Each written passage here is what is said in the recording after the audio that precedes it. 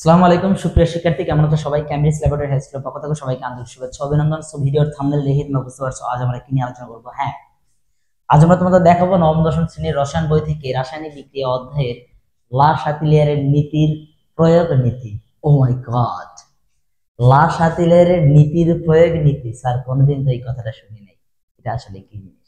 হ্যাঁ, এটা বুঝতে হলে তোমাকে অবশ্যই আমার এই ক্লাসটি মনোযোগ সহকারে করতে হবে। তার আগে একটা কথা বলে নেই, যারা লা শাতিলিয়ার নীতিকে প্রপারলি বুঝতে চাও বা যারা লা শাতিলিয়ার নীতিকে বুঝে খাতায় প্রয়োগ করতে চাও, তারা অবশ্যই কিন্তু ক্লাসটি মনোযোগ সহকারে করবে। তার কারণ তুমি যদি আমার এই নীতির প্রয়োগ নীতিগুলো বুঝতে পারো, তাহলে কিন্তু তুমি অনায়াসে অনেক ইজিলি লা শাতিলিয়ারের নীতি ব্যাপারটা লিখতে পারবে।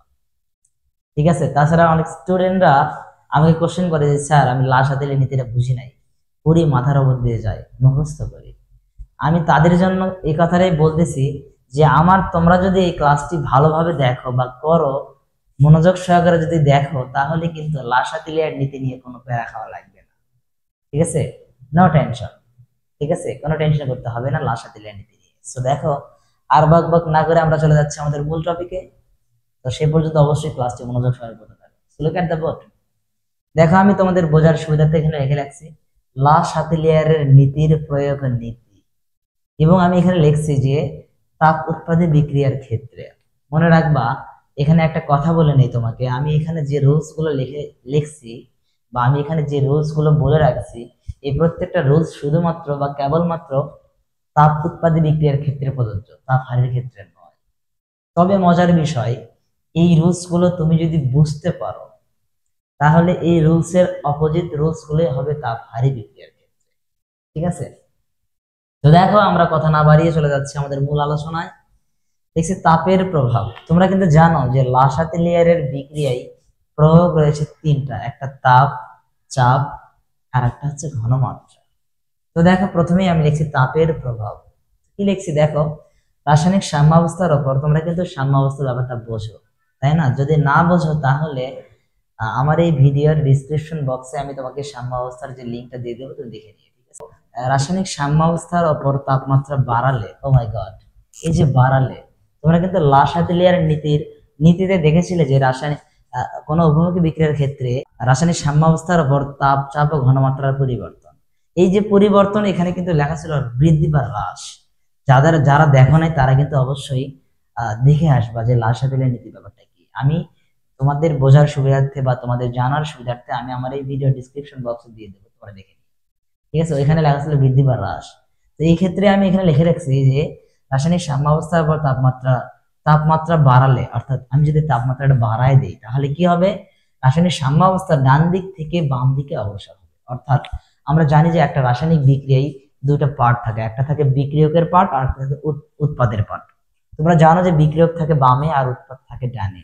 সেই ক্ষেত্রে দেখো, সাম্যাবস্থার পর যদি আমি তাপমাত্রা বাড়ায় দিই, তাহলে আমার সাম্যাবস্থা ডান দিক থেকে বাম দিকে অগ্রসর হবে। তারপরে দেখো, রাসায়নিক সাম্যাবস্থার ওপর তাপমাত্রা কমালে, আমি যদি কমায় দিই, অর্থাৎ ওইটা ছিল বৃদ্ধি, এটা ছিল হ্রাস, যদি কমায় দেই, তাহলে রাসায়নিক সাম্যাবস্থা আমার বাম দিক থেকে ডান দিকে অগ্রসর হবে। মজার বিষয় কি জানো, এখানে কিন্তু তাপমাত্রা তুমি যখন বাড়াইছিলে তখন কিন্তু ডান দিক থেকে বাম দিকে গিয়েছিল, বাট তুমি যখন তাপমাত্রা কমায় দিলে তখন কিন্তু কি হচ্ছে, বাম দিক থেকে ডান দিকে। তার মানে কিন্তু এই রুলসটা বিপরীত। তার মানে একটা জানলে আর একটা অটোমেটিক হয়ে যাচ্ছে। তাহলে এখন আসো দেখো চাপের প্রভাব। রাসায়নিক সাম্যাবস্থার উপর, আমরা কিন্তু রাসায়নিক সাম্যাবস্থা জানি, রাসায়নিক সাম্যাবস্থার উপর চাপ বাড়ালে, তাই না? তাহলে সাম্যাবস্থা বিক্রিয়ক ও উৎপাদের মধ্যে যার মোট মোল সংখ্যা কম সেই দিকে যাবে। আবার দেখো, রাসায়নিক সাম্যাবস্থার উপর আমি যদি চাপটা কমালে রাসায়নিক সাম্যাবস্থা বিক্রিয়ক ও উৎপাদের মধ্যে যার মোট মোল সংখ্যা বেশি সেই দিকে যাবে। এই বিষয়টা স্যার বুঝলাম না। মনে রাখবা, এই বিষয়টা তুমি যদি বুঝতে চাও, তাহলে তোমাকে আমার লা শাতিলিয়ার নীতির প্রয়োগের কয়েকটা উদাহরণ দেখতে হবে।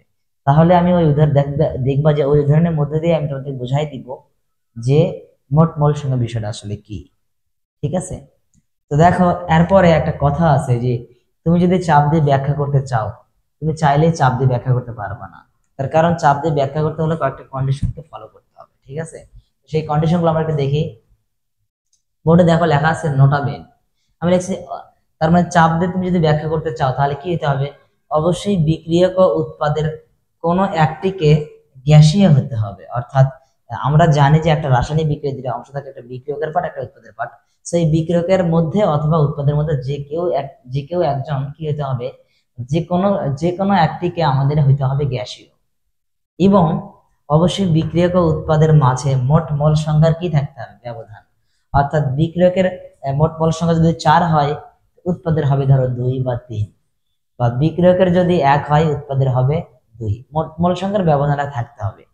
এখন আসো যদি কখনো মোট মোল সংখ্যার ব্যবধান না থাকে তাহলে কি হবে, এখানে বলে দিয়েছে দেখো আরেকটা নোট লিখছি আমি, যে যদি কখনো কি বলছি দেখো, যে বিক্রিয়ায় মোল সংখ্যা সমান, অর্থাৎ বিক্রিয়ক ও উৎপাদের মোল সংখ্যার কোনো ব্যবধান নেই, সমান থাকে, সেই বিক্রিয়ায় চাপের কোনো কি নেই, প্রভাব নেই। মজার বিষয় হচ্ছে যদি কোনো বিক্রিয়ক ও উৎপাদ পদার্থের মোল সংখ্যার ব্যবধান না থাকে, সেই বিক্রিয়ায় চাপ দিয়ে ব্যাখ্যা করা যাবে না বা লাগবে না। এখন দেখো তোমাদের মধ্যে আমাকে অনেকেই কোশ্চেন করতে পারে, স্যার তাপ দিয়ে দেখালেন, চাপ দিয়ে দেখালেন, ঘনমাত্রা তো দেখালেন না। মজার বিষয় হচ্ছে ঘনমাত্রা দিয়ে খুব কম আসে, কম সংখ্যক কোশ্চেন হয়ে থাকে। সবচেয়ে বেশি কোশ্চেন যেটা হয় বা সবচেয়ে বেশি কোশ্চেন বা প্রতিনিয়ত যে কোশ্চেনটা হয়ে থাকে সেটা হচ্ছে আমাদের তাপ ও চাপ দেওয়া হয়। তারপরও তোমাদের যদি মনে হয় আমাদেরকে ঘনমাত্রা দিয়েও একটা লেকচার দিয়ে দেখান, তো আমি দেখাবো ইনশাল্লাহ। সো আজকের ক্লাস এই পর্যন্তই, দেখাবো অন্য কোনো ক্লাসে। সে পর্যন্ত ভালো থাকো, সুস্থ থাকো, ধন্যবাদ সবাইকে, আসসালামু আলাইকুম।